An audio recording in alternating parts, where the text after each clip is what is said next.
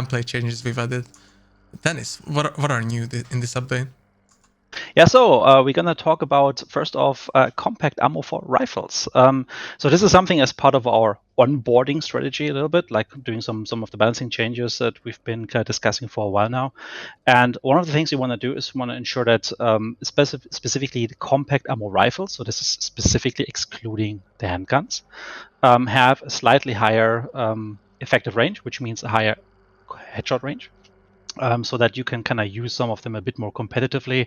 And it also helps to kind of bring down the long ammo meta, which we still see as being a dominant strategy in loadouts, which is okay. People can play whatever they like, but this gives like some of the players who don't play long ammo a bit more of a competitive edge. So don't expect this to go up like to 200-300 meters, right? But it's going to be sitting roughly below that a little bit. I think for the regular wind field, we're talking about like roughly 150 meters with the new changes.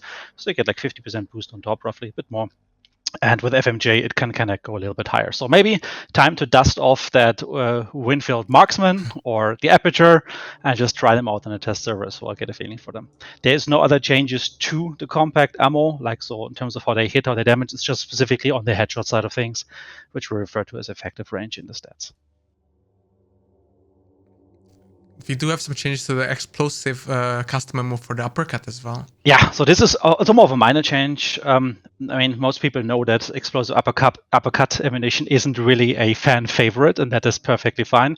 We also had to do like lots of changes to it a long time ago when it comes to making sure that explosive ammunition is not a problem, for example, on consoles where precision aim is a bit harder, and the splash damage actually gave you a bit of an advantage. So no changes to splash damage. This is just that you finally have a chance, as it is in line with, for example, the Martin Henry explosive or the Springfield explosive, that to a fraction of their normal effective range, you can also do now headshots. So in a compound, if you have that loaded in, maybe you can do that headshot now. But again, 25 meters is not a lot, so you really have to be close. But at least you do not need to like hit them 2 or 3 times in the torso in order to kill them. There is a chance for you to do that. Will that make this thing become meta? No, we don't think so. It's just a small consistency change, quality of life, just to bring it a little bit more to the foreground as an option. Yeah, I barely ever face explosive uppercuts, so I think it's gonna be cool to see a bit more of those in the bio. But we still have some other gunplay changes.